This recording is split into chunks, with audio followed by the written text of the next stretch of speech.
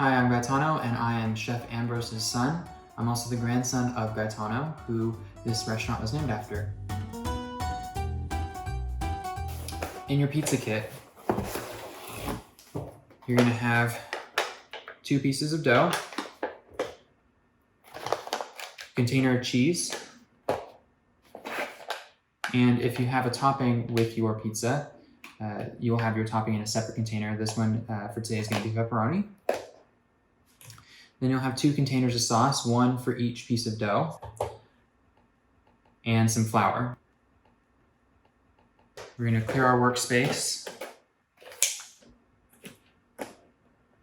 and set our oven to 425 degrees.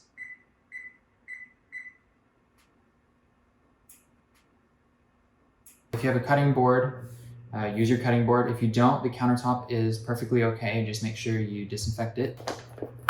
We're gonna take 1 piece of dough out of the container. So it should fit in the palm of your hand.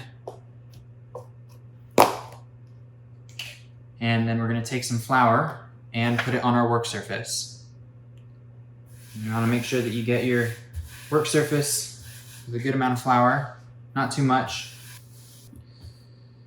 And on the bottom, it's gonna be a little bit more moist. So that's the part that you put down. Move it around on your work surface, that way you get a nice coat on it. And if you need more, just set some more on it.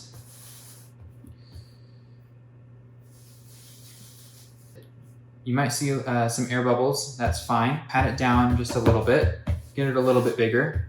When you're shaping the dough, you wanna have your hand kind of forming a wall like this. Push your hand into the wall just a little bit as to form the crust. Rotate your dough just a little bit and push into that wall that you've made. Don't press too hard or you'll make the dough a little bit too thin. So now that you've got this raised area through here, you're going to want to press down on it just a little bit to get air bubbles out. And the flour will allow it to move just a little bit easier on your work surface. When you go to stretch it, you want to have whatever your most stable hand is down, and your other hand is going to do most of the work. So you're going to want to keep your hands stationary like this and push out like that. And just keep on working the dough like that. Now if you need a little bit more flour, put it down on there. And that'll allow the dough to move just a little bit easier.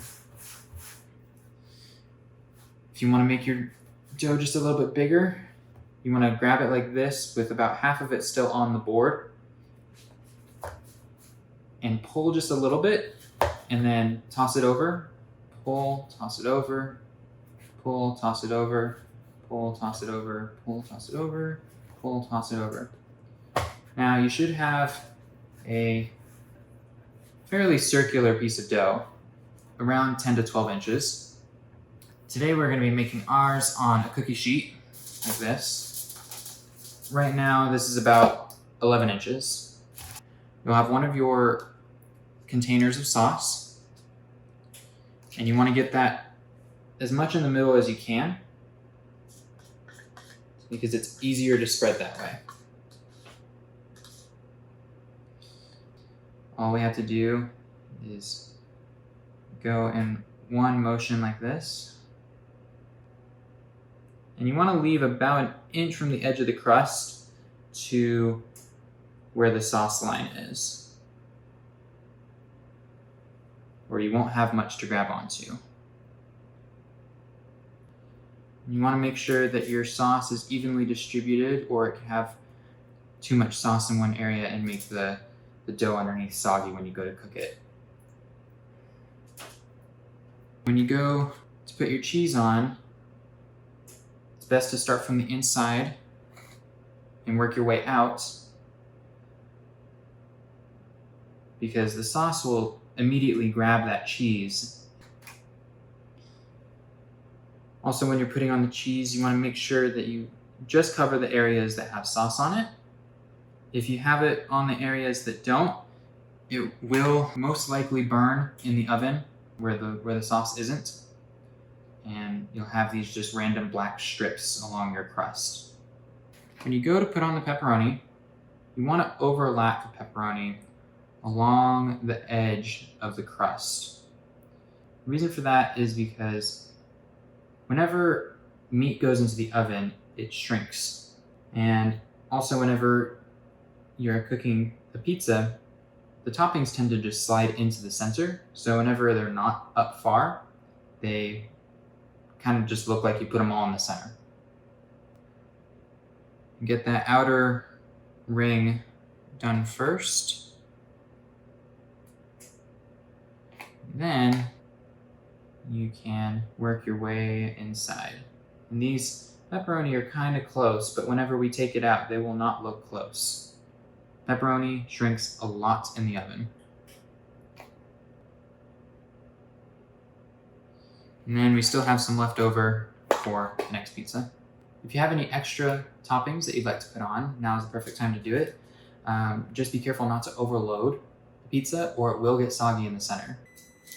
All right, so our oven is preheated now, so we can put it in. If you have a stone in the oven, it'll make it a little bit more crispy on the bottom. If not, that's totally fine. So we're gonna set our timer to 18 minutes. You wanna make sure and check periodically on your pizza. Everybody's oven works a little bit different. If you know that it cooks more on one side, you might see one side of the pizza getting more brown than the other. So make sure to turn your pizza accordingly. So about halfway through it cooking, you're gonna wanna take it out of the oven and push on the crust like so with the flat of the blade. You don't wanna stick it straight down. You just wanna push on it ever so slightly like this. Because there's going to be some air bubbles that form in the crust, which will make the crust too thick.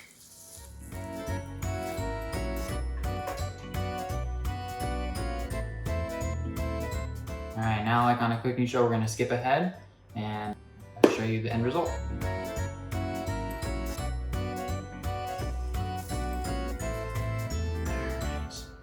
We got a nice brown edge on that. All right, so we're gonna take off the foil like so, and take it off like that. It is ready to cut.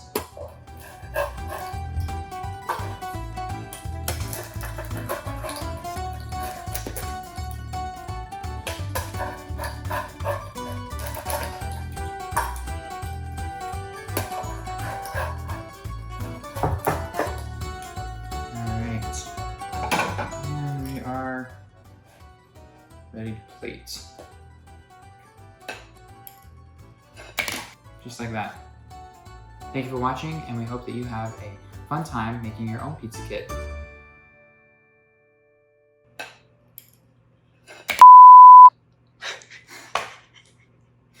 Well, we can't use that plate. And now it is ready to serve. Just like that.